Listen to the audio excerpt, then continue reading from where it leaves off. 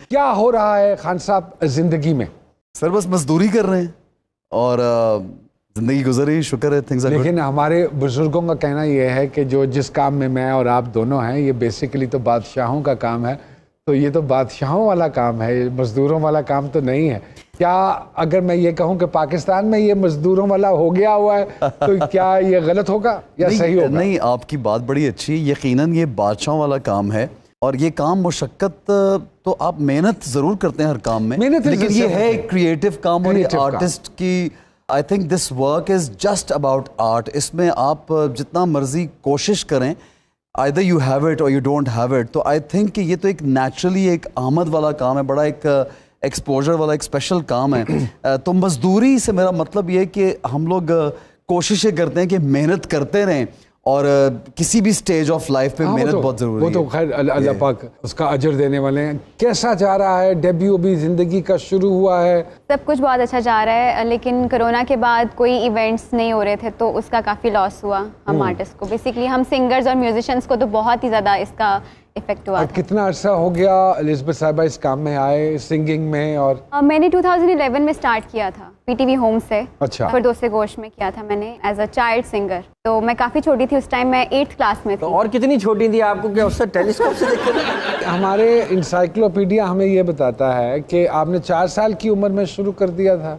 Actually बाबा गाते थे और मैं उनसे सुनती थी, वो हारमोनियम पे कोई भी वर्शिप या कोई भी गजल होती थी तो मैं उनकी बहुत गौर से सुनती थी और वो एक अट्रैक्शन ये अगर ये कहा जाए कि ये मौसीकी गुट्टी में है तो ये गलत नहीं है। सुर में एक दफा रोई, उन्होंने डिसाइड कर ली कि ये रोंदी अगर सुर चेते फिर गा भी सुर चेतेगी, कुछ ऐसा ही है। ऐसे ही है, अब्बा ने ऐसा ही सोचा। हाँ जी, और उनकी माशाल्लाह से बहुत बड़ी एक क्वायर थी और उस क्वायर को वो लीड करते थे, तो उसमें मैं सबसे छोटी, मैं ही बच्ची थी जो गाती। तो लाइक इस तरह से स्टार्ट किया, ऐसे जर्नी स्टार्ट हुई मेरी। और एक्चुअली बाबा ये चाहते कि मैं डॉक्टर बनूं। तो क्यों नहीं बनी आप डॉक्टर? वो मरीज बन गई doctor.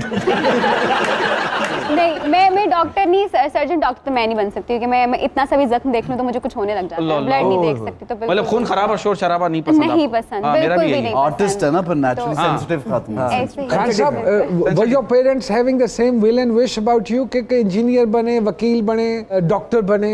Not exactly. Well, I think they wanted me to join the armed forces और उसके लिए मैं एक certain हद तक I was selected also. अब मैं बड़ा खुशकिस्मत होता अगर अपने मुल्क की खिदमत कर रहे होते। इस वक्त अगर फौज में होते तो खान साहब कौन सा रैंक होता? इस वक्त खान साहब का क्या रैंक होता? Major I guess. मेरे ख्याल में बड़ी मेहरबानी। कर्नल तो हो गए होते सर। ये तो आपके पीछे पीछे ही हैं। अगर आप रिटायर्ड ब्रिगेडियर होते तो फिर हम भी आपके पीछे। वो इतना खूबसूरत फौजी होता, सामने वाले देख के खुद ही हथियार डाल देते। मुल्क के लिए तो हमारी जान भी हाजिर है। बिल्कुल बिल्कुल। उस तरह से भी हम करना चाहते हैं पाकिस्तान के। एज एन आर्टिस्ट भी हम ये चाहते हैं कि एक अच्छे वे में पाकिस्तान का अच्छी तरह से इंटरनेशनली नाम रोशन हो। खान साहब, it's been 15 years. Yeah, a little more than 15 years. बीच में एक गैप था जी। क्या मुतमईन हैं अपने काम से और ड्रामा इंडस्ट्री को लेके? बिकॉज मोस्टली तो ड्रामे ही किए हैं, फिल्में तो पिछले 5-6-7 साल से शुरू हुई हैं। यार नौमी भाई, एक तो I always see things very positively. तो मुझे कभी कभी ये जब कोई ऐसा सवाल होता है तो मेरा जवाब देना मुश्किल होता है। मैं जब इस फील्ड में आया था तो मुझे तो एक लाइन ना बोलनी आती थी और ना इस तरह से ये जो काम का इतना वो ऑब्वियसली था। तो with the time being, if I look back कि मैं आज से 15 साल या 17 साल पहले क्या था, तो उस पॉइंट ऑफ व्यू से तो मुझे पर्सनली आप पूछे तो ज़मीन और आसमान का फ़र्क है। अल्लाह का बड़ा करम है। So I have no complaints, I am very very happy.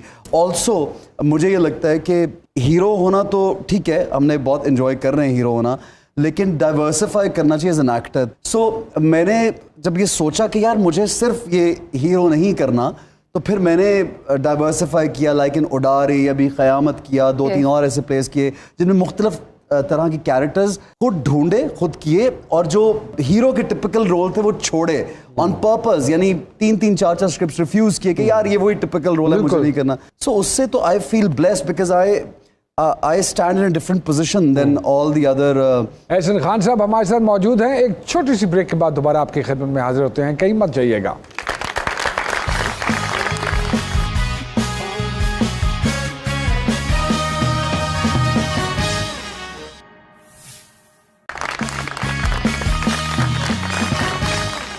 खुशामदीद कहते हैं जी सरकार में एक मरतबा फिर से। एहसन खान साहब और एलिज़ाबेथ साहिबा हमारे पास मौजूद हैं। आपने अपना डेब्यू किया अभी ड्रामे में?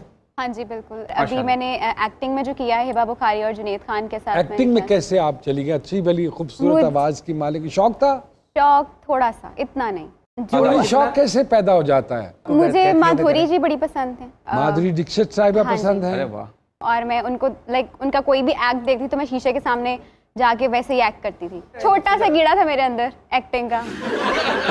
जी फातिमा जी कुछ पूछना चाह रही थी नुमान आप? सर, एहसन साहब से मेरा सवाल है कि अभी उडारी ड्रामा की बात कर रहे थे, तो जब आप इतना मुश्किल तरीन कैरेक्टर प्ले करते हैं और जो कि बड़ा सेंसिटिव टॉपिक होता है, तो नॉर्मली या तो आपको उसके बाद टाइपकास्ट कर देते हैं, नेगेटिव रोल मिलते हैं, और यूजली जो हमारी पब्लिक है वो बहुत आपको हेट मिलता है उनकी तरफ से। So how hard it was for you to do this character? It was very difficult because doing hero all your life, उसके बाद अपने ही करियर को एकदम से डाइवर्सिफाई, और आज से उसको तकरीबन 3 साल से ज़्यादा हो गए हैं उडारी को। कि मेरे पास स्क्रिप्ट जब पहले आया, फिर मैंने उसको रिफ्यूज़ किया, फिर वो कहीं और भी 2-3 जगह गया, फिर वहाँ से भी शायद रिफ्यूज़ हुआ, फिर वापस आया मेरे पास, तो I accepted it. I did not know कि वो इतना बड़ा हिट हो जाएगा कि इंटरनेशनली उसकी एक आवाज़ निकलेगी। और I was called to New York after that for a special award, and child abuse के लिए बहुत काम शुरू किया, जो चाइल्ड अब्यूज़ ब्यूरो उनके लिए भी मैं काम कर रहा हूँ। तो हेट बहुत मिला शुरू में, और बहुत नेगेटिव एक फीडबैक भी आया, क्योंकि आई हैव किड्स ऑल्सो, तो मुझे लगा कि शायद इन बच्चों को भी थोड़ा सा, स्कूल जाते हैं तो उनको भी 1-2 दफ़ा किसी ने बोला कि ये क्या कैरेक्टर प्ले अब्बा ये किस किस्म की किस किस्म का किया है। In fact my mother called me. आप नौमी भाई, मेरी वालदा का फ़ोन आया मुझे, कहने लगी कि ये बेटा क्या किया तुमने? तो मैंने कहा जी एक्टिंग है, तो एक्टिंग में तो आप जानती हैं कि थोड़ा करना पड़ता है। सो बिकॉज वो एक कॉज उसके साथ जुड़ा हुआ था चाइल्ड अब्यूज़ को हाईलाइट करने के लिए, तो आई फील सो ब्लेस्ड कि मैं शुक्र अदा करता हूँ कि मैंने वो कैरेक्टर ज़िंदगी में किया।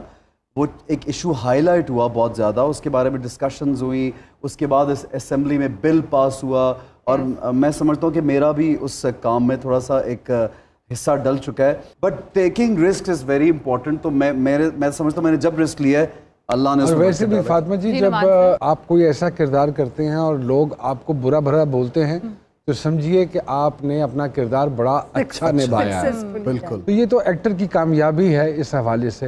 एलिज़ाबेथ साहिबा, अगर मैं दरख्वास्त करूं कुछ सुना दीजिए। जी जी तो ये क्या मुमकिन होगा? आवाज़ साथ लाई नहीं है? बिल्कुल सुनाऊंगी। मुझे मेहंदी हसन साहब बड़े पसंद हैं। जी। अच्छा, इसमें आपको कौन सा पसंद है मेहंदी हसन साहब की गजल? रंजिश ही सही, बहुत अच्छी अगर वो। अच्छा, अरे आपकी सेहत के हिसाब से बहुत भारी गाना है। रंजिश ही सही बड़ा अच्छा है, जो गजल है इसमें हंसने वाली क्या बात है? नहीं अच्छा कर रहे हैं। गजल है। अच्छा, मेरे ख्याल इन दोनों को कहीं बाहर बांध दिया जाए। हम आपके साथ ही बंधना चाहते हैं। वो तो बन चुके हैं। जी। अलिस्बा जी को मैं फरमाइश करूंगा कि मेरा ही गाया हुआ गाना अरे जरा चबा चबा के गाएं। वाह वाह वाह।